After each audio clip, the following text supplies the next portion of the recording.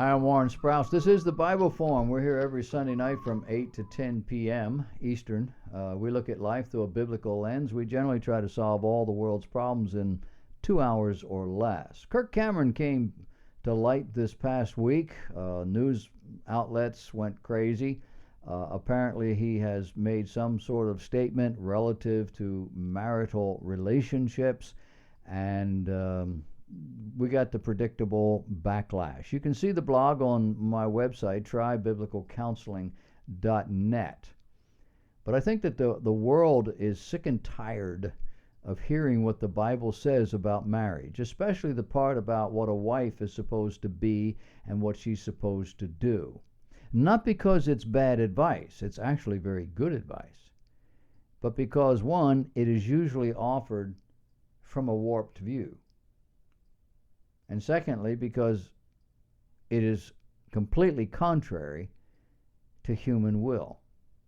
Recently, this is May 2016, Kirk Cameron apparently voiced his opinions regarding marital roles, saying that wives are to submit to their husbands.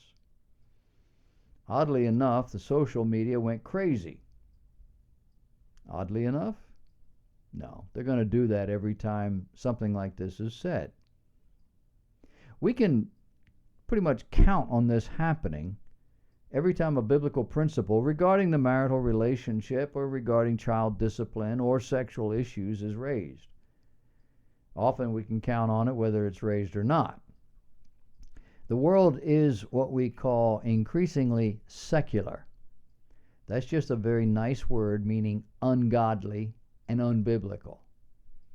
Their worldview and their social philosophy is on display in very overt and vivid ways almost everywhere we turn, even in our churches. Now, the context of Cameron's statements are reasonable. A marriage is much like a partnership. Too many cooks spoil the stew. And the Bible doesn't go into great detail on that particular subject. It merely answers the logical question, who's in charge? To say that the man is in charge is what these statements imply, and it gets people all wound up. But let me say to you that if you say the man is in charge in this relationship, that statement is biblically wrong. Am I disagreeing with Kirk? No. Am I trying to walk down the middle of the street so I don't offend everybody? If you think that's what I do, then you don't know who I am, and you haven't read any of my blogs. Not the ones here on thebibleforum.net, not the ones on theviewfromzoar.org, or on livinggodly.net, or on this one that we're discussing, trybiblicalcounseling.net. The point here is that biblically, marriages are vital unions of largely differing people. And all you have to do is look around at pretty much any marriage you can find, and you will see how opposites attract. There cannot be competing ideas about how important issues are to be resolved without some kind of tension, in some cases chaos, ensuing. It is inevitable. These are different people coming from different backgrounds.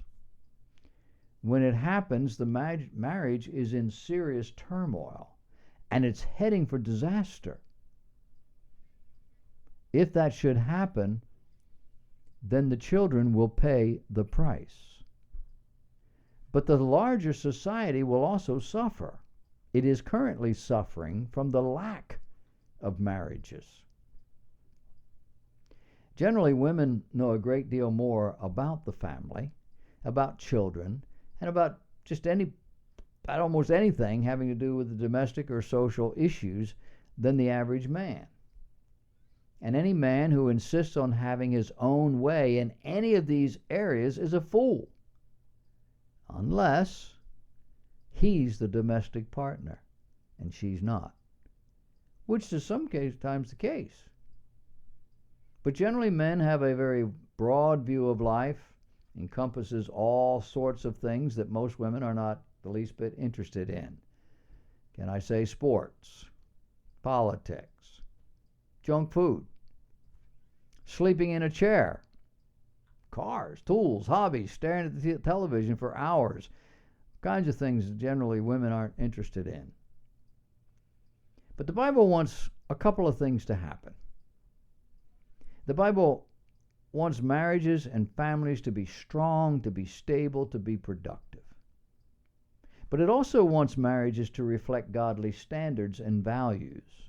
And that's what concerns our discussion here. How do we make that happen? Well, number one, we purpose to marry well, meaning we do not marry in haste. We do not marry in the heat of sexual desire. We do not marry simply for companionship. We do not marry in rebellion or foolishness or rebound or running away from something else. We marry well. Secondly, we marry those who share our values, our goals, our standards, and our spiritual commitments. If you don't do that, you're going to have issues. Perhaps issues you cannot resolve, at least not easily. And thirdly, we work together to make the marriage and the ensuing family a healthy, productive, and stable environment for every member of it. How do we do this? Well, you weren't listening. We do this by working together. Meaning whoever has the strengths, and I don't mean physical strength, it can be emotional, academic, it can be physical, but we understand about strengths and weaknesses in human beings. Whoever has the strength does that which is native or important to them. And it might mean a wife who is really better at finances than is her husband. It might mean a man who is better at providing food, meaning the cooking and preparation of it, than is his wife, or at least is more interested.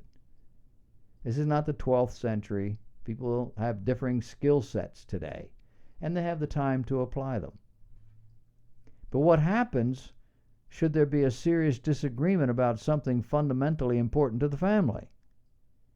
Well, then a decision has to be made.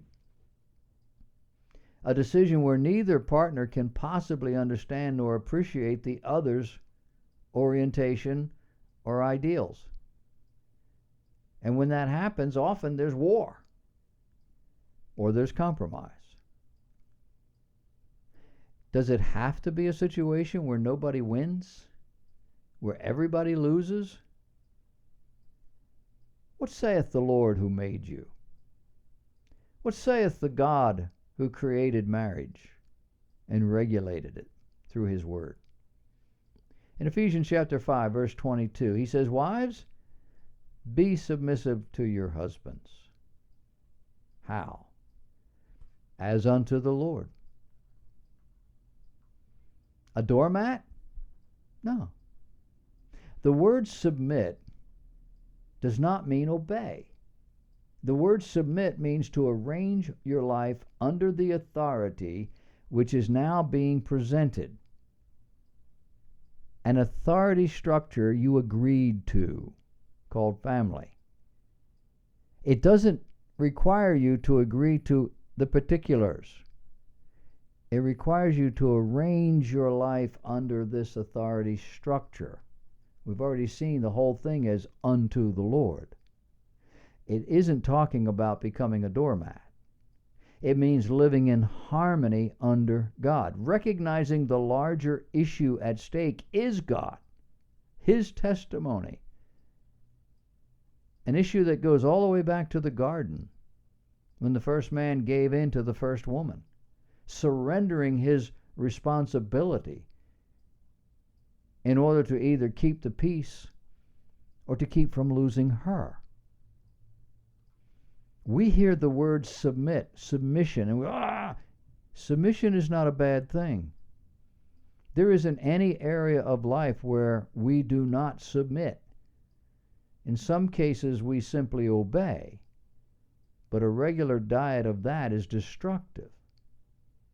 Submission is not obeying, although it looks like it.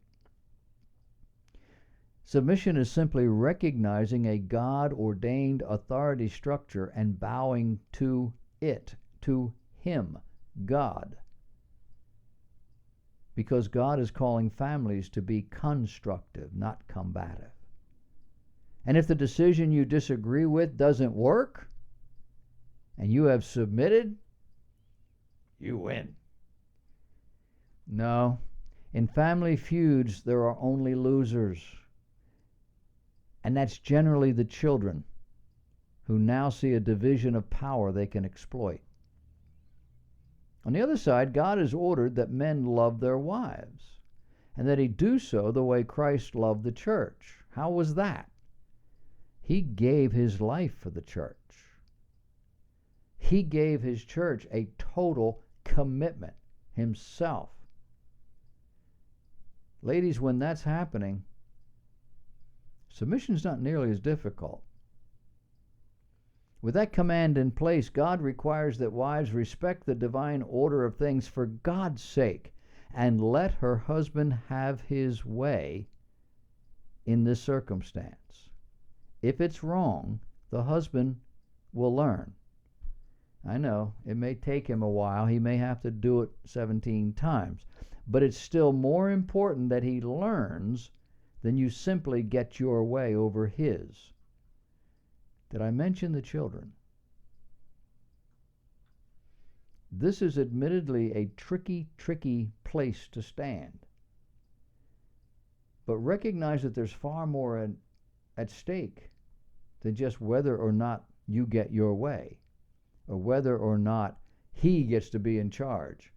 Ladies, if you've been married for 20 minutes, you probably have figured out that in the larger sphere of things, he doesn't want to be in charge.